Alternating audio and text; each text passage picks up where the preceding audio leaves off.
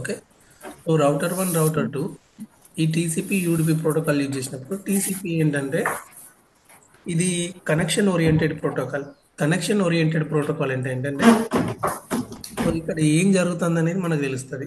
ఉదాహరణకి ఈ రౌటర్ 1 అనేది ఒక ప్యాకెట్ను పంపిస్తే ఈ రౌటర్ 2 అనేది రౌటర్ 2 ఈ ప్యాకెట్ని చదువుతుంది. ఓకే, రౌటర్ సీరియల్ ఈ ప్యాకెట్కి ఒక సీరియల్ నెంబర్ ఉంది 1. దీంట్లో ఒక సోర్స్ ఉంది. ఓకే, ఈ సోర్స్ ఐపీ అడ్రస్ ఉంది, సోర్స్ మ్యాక్ అడ్రస్ ఉంది, డెస్టినేషన్ ఐపీ ఉంది, డెస్టినేషన్ మ్యాక్ ఉంది. ఇందులో ఏ ప్రోటోకాల్ ఉంది, టీసీపీ ఉందా, యూడీపీ ఉందా, సంథింగ్ ఇంకేదన్నా ఉందా, ప్రోటోకాల్ చదువుతుంది. కొన్ని పోర్ట్ నెంబర్స్ ఉంటాయి మనకి డెడికేటెడ్గా. ఓకేనా. సో ఆ పోర్ట్ నెంబర్స్ ఏ పోర్ట్ నెంబర్ ఉదాహరణకు 50 ఉందా, 23 ఉందా, 21 ఉందా అనేది ఆ ప్రోటోకాల్ నంబర్స్. సో ఇదంతా వెరిఫై చేసుకుంటుంది. సో వెరిఫై చేసుకున్న తర్వాత ఇప్పుడు ఇది ఏం చేస్తుందంటే మళ్ళీ ఇంకొక ప్యాకెట్ పంపిస్తుంది. ఓకేనా. ఈ ప్యాకెట్కు 2 అని ఇద్దాం. ఈ ప్యాకెట్కు 2 అని ఇస్తే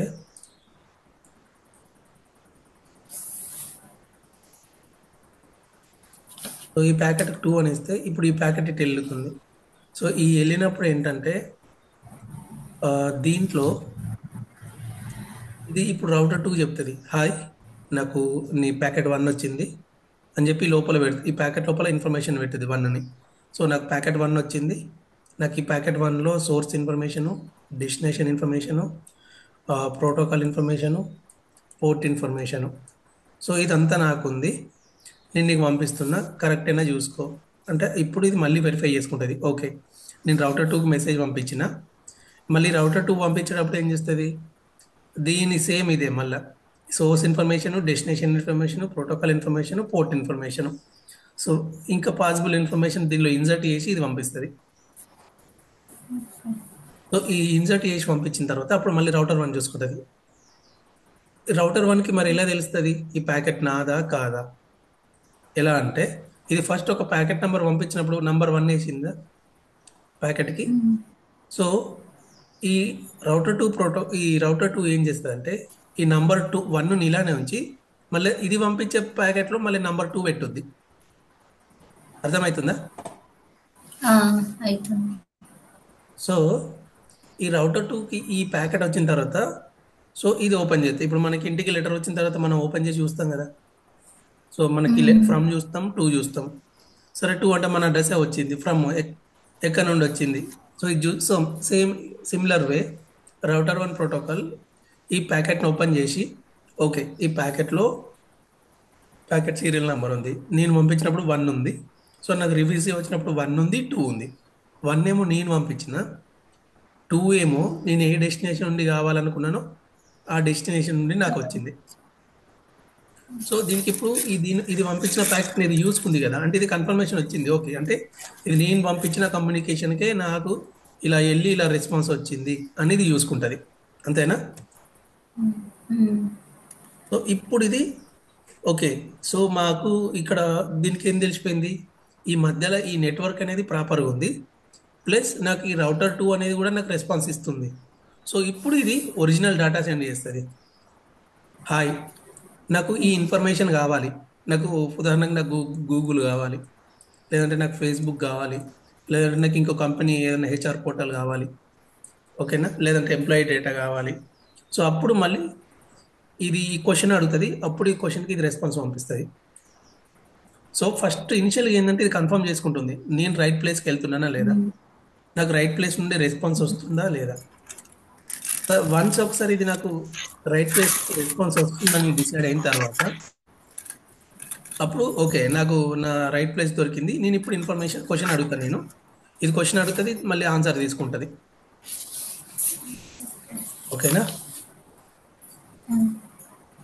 అర్థమైంది? ఏమన్నా మళ్ళీ ఏమన్నా చెప్పాలా? అర్థమైంది. ఓకే. సో దీన్ని ఇప్పుడు టెక్నికల్గా చెప్దాం. So router 1, okay, router 2. So technically what it will do, first router 1 will send a TCP protocol. Okay, right? So first packet name we will call it as a acknowledge TCP request. Sync packet sync request ఇలా packets ఉంటుంది. ఉదాహరణకు నీకు ఒక example చూపిస్తా.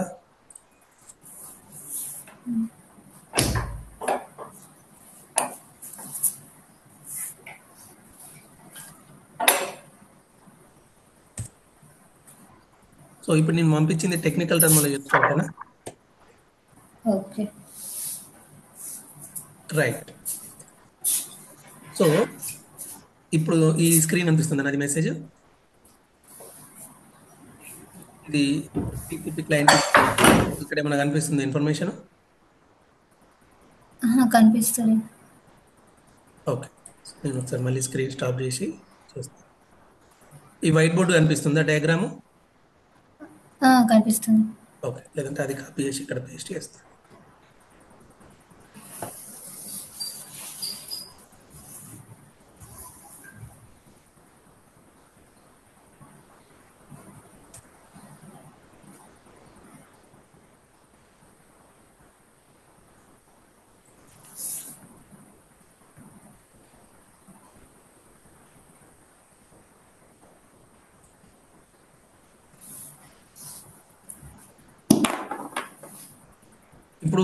ఇప్పుడు diagram కనిపిస్తుందా? కనిపిస్తుంది. Okay. So ఇప్పుడు టెక్నికల్ టర్మ్లు ఏంటంటే, ఫర్ ఎగ్జాంపుల్ మనం రౌటర్ 1 రౌటర్ 2 అనుకున్నామా. సో దీన్ని ఇప్పుడు టెక్నికల్ భాషలో so we will call it as a client and server. If you consider this as a client, then this is the server. For example, we are considering this as a TCP client and TCP server. So I am client. First what I will do, I will send one a sync packet. So మనం first ఒక message పంపిస్తామని చెప్పినాం కదా. So first message we will call it as a sync packet.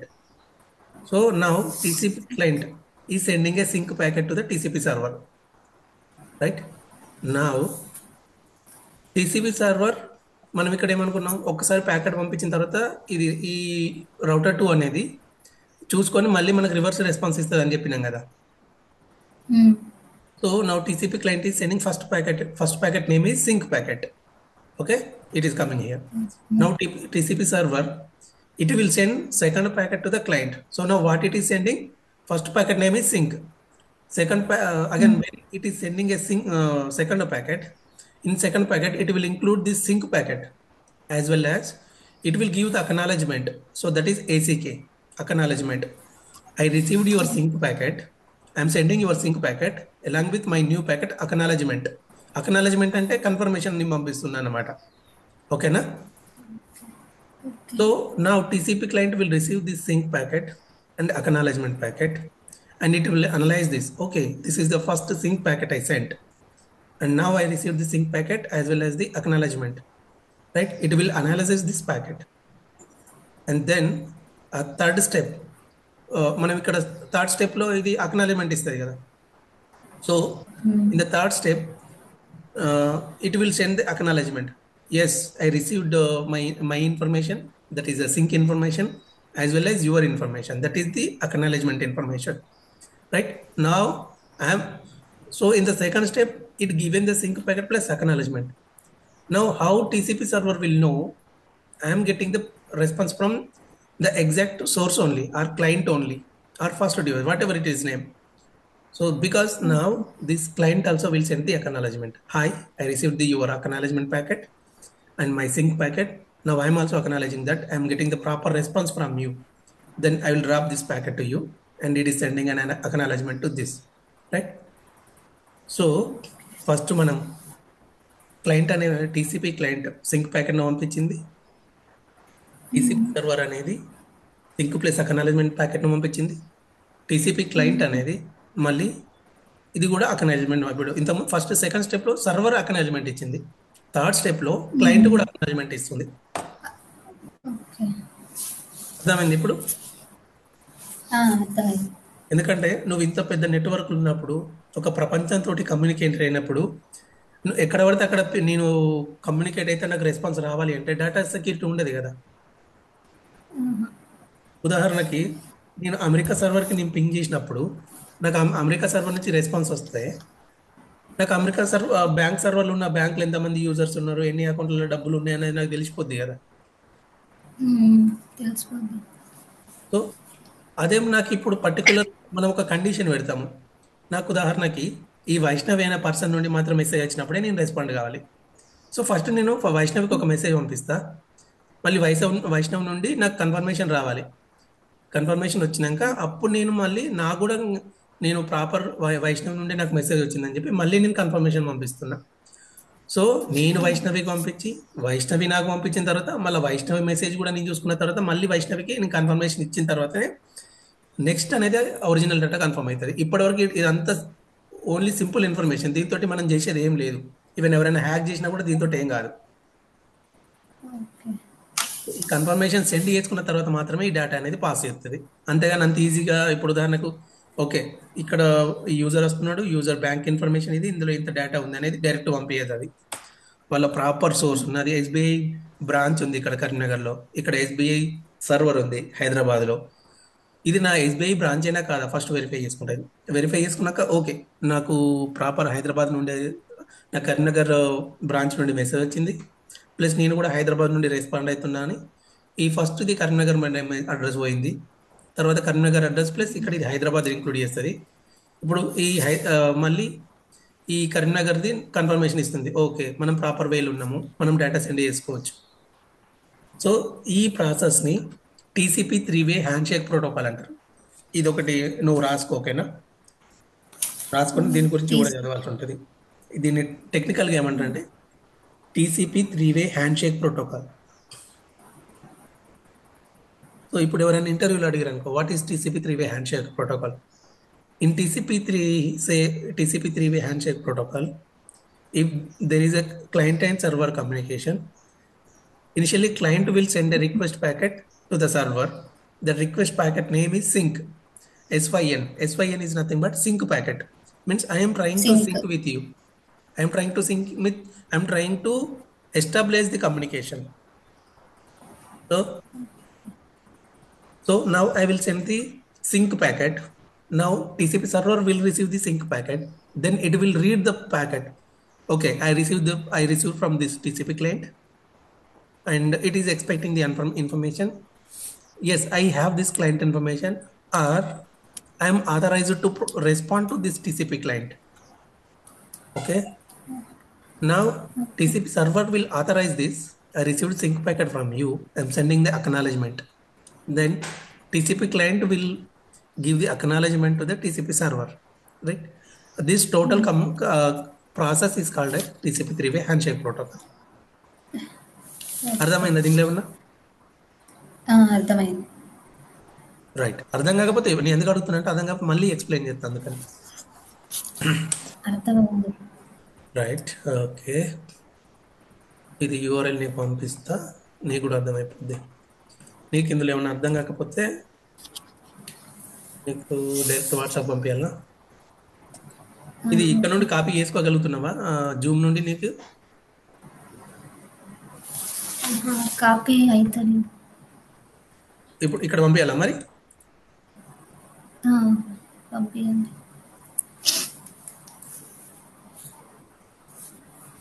Right, ఈ link అనేది తీసుకో, ఇందులో చదువుకో, నీకు ఈ ఇన్ఫర్మేషన్ అంతా ఉంటుంది నేను చెప్పింది, ఓకేనా?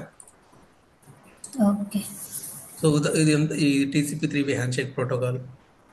TCP 3-way handshake is a fundamental that is established communication. It involves 3 steps: sync packet, synchronization and acknowledgement. So నీకు ఇక్కడ ఫుల్ ఫామ్ కూడా నేను చెప్పిన కదా, సింక్ అంటే సింక్ ప్యాకెట్ అని, సింక్ అంటే సింక్రొనైజేషన్, సింక్ అక్నాలజ్మెంట్ అంటే సింక్రొనైజేషన్ ప్లస్ అక్నాలజ్మెంట్, ఏసీకి అంటే acknowledgement. So during the handshake, client and server exchange the initial sequence numbers and confirm the connection establishment. So ఆ 3 steps అయిపోయిన తర్వాతనే కనెక్షన్ అనేది ఎస్టాబ్లిష్ అయిపోద్ది. So this is called as a TCP 3-way handshake process. So TCP 3-way handshake process is a fundamental process used in the TCP అంటే abbreviation ఏంది? Transmission control protocol.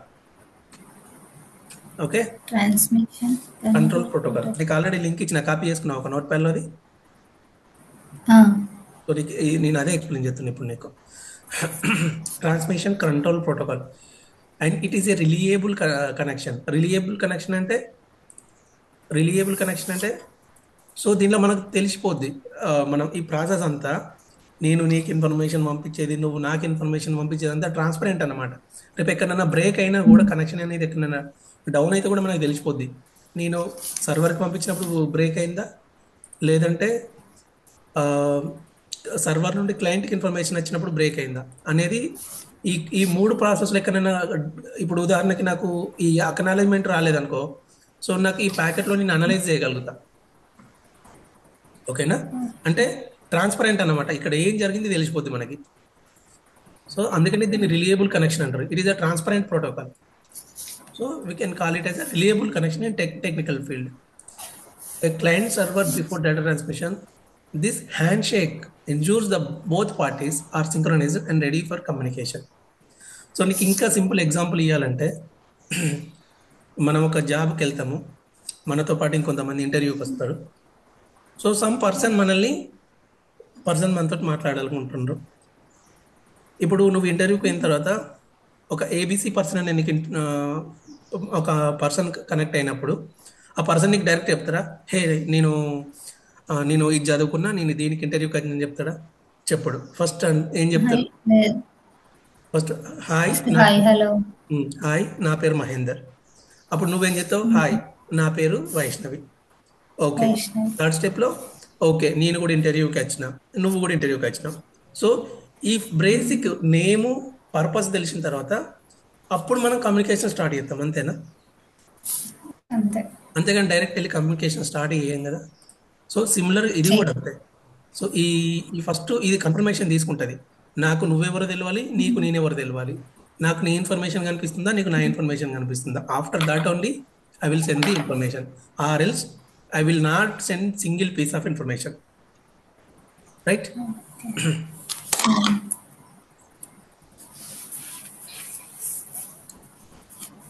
So ఇక్కడ TCP 3 way handshake process అంటే నువ్వు ఇక్కడ మళ్ళీ చదువుకోవచ్చు. The process communication between devices over internet happens according to the current TCP IP suite model. We can call it as a TCP 3-way handshake protocol, and this total you can call as a TCP IP suite model. Okay, and layers we will discuss, no problem. After that we will see where TCP will help, where ARP will come. This all we will discuss. So the application layer is the top file of a stack of TCP IP models from where network reference application like web browser on the client side establish communication with the server. From the application layer the information is transferred to the transport layer, where our topic comes to picture. Two important protocols. Okay, TCP UDP. I will explain the UDP as well later. TCP prevent reliability for connection established. However, you can find the application UDP query using the DNS server. Okay, ఇదంతా okay మనకు basic. So ఈ మూడు మనం ఇప్పుడు చదువుకున్నాం, అయిపోయింది. TCP 3-way handshake protocol. So first నువ్వు ఇది చదివిన తర్వాత మనకు రియల్ టైంలో ఇది ఎక్కడ వర్క్ అవుతుందని నేను చెప్తా. ఓకేనా?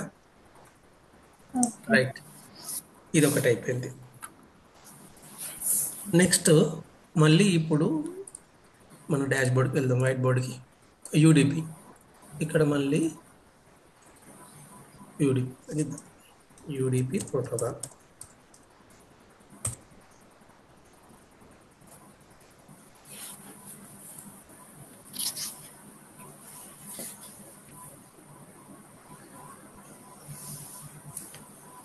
Okay, right. సో యూడిపి అంటే ఫస్ట్ అబ్రివేషన్ ఏంటి? User datagram protocol. ఓకేనా? So user datagram protocol. So మనకు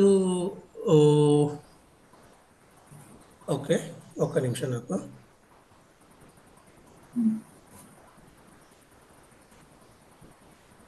right, okay.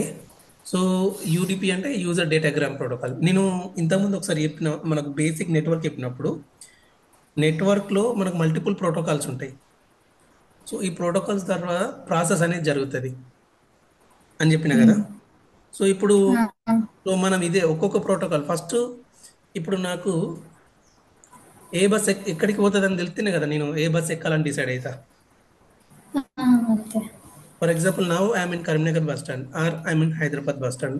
From Hyderabad, if I want to go to Karimnagar, if I want to go to Warangal, if I want to go to from Mahbub Nagar, somewhere wherever it is, or if I want to go to some other state like Tamil Nadu, first I want to know the bus.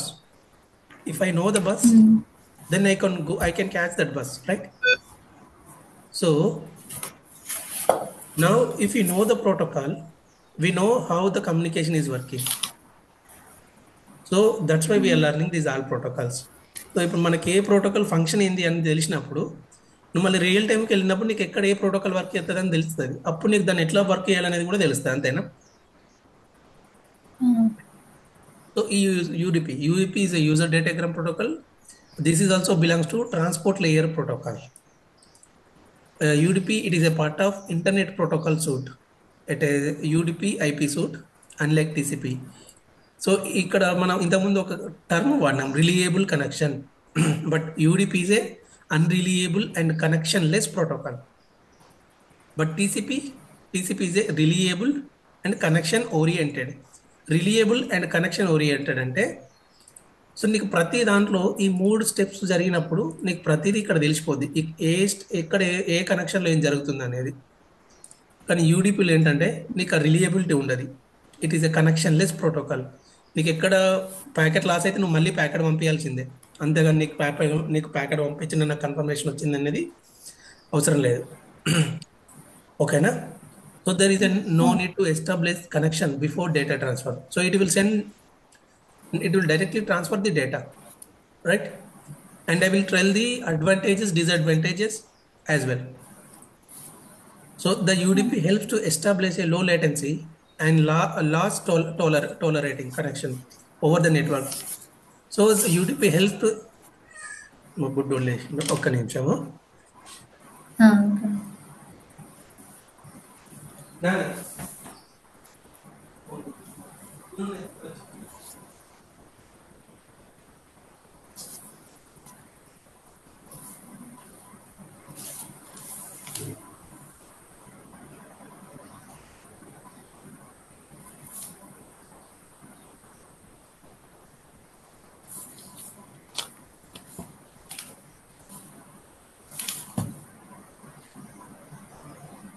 Okay, so ఇది unreliable and connectionless protocol.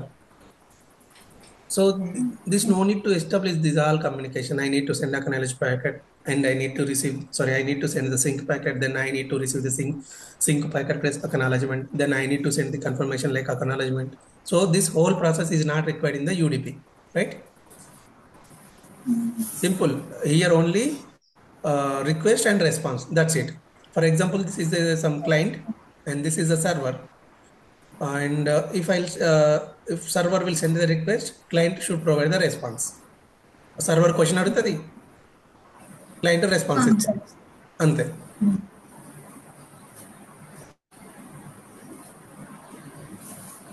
ఓకేనా? ఇది కూడా నీకు చదువుకో.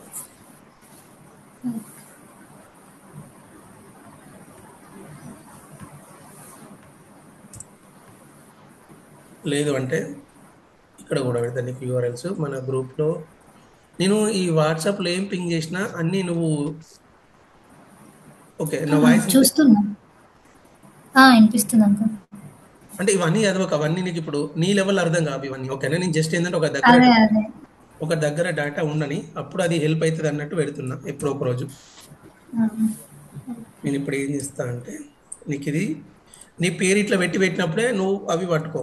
అంటే అది you have to consider it as it is for me, else it is not for me. Okay.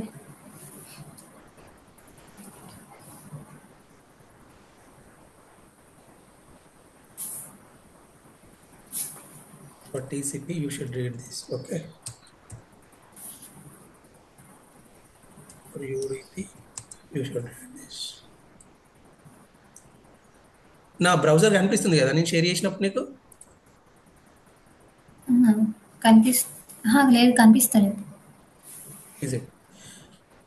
Okay సరే, నేను ఇది మీకు 2 లింకులు పంపించిన, మీరు తర్వాత చదువుకోవచ్చు అది. ఓకేనా? ఓకే, నీకు బ్రౌజర్ కనిపించట్లేదు అయితే? లేదు. Okay, no problem.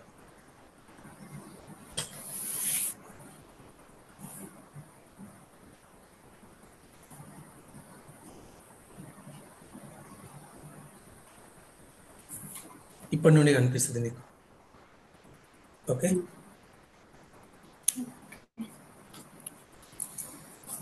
ఇప్పుడు కనిపిస్తుందా? కనిపిస్తుంది. రైట్.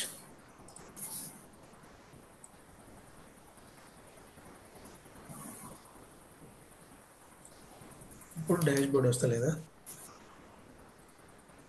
వస్తలేదు.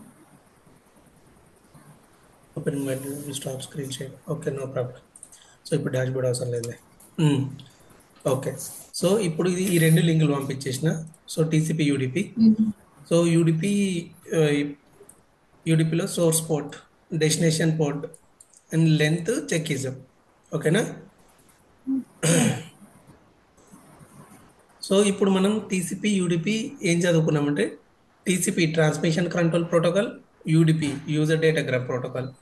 So TCP, it is a connection oriented protocol and it is a reliable protocol.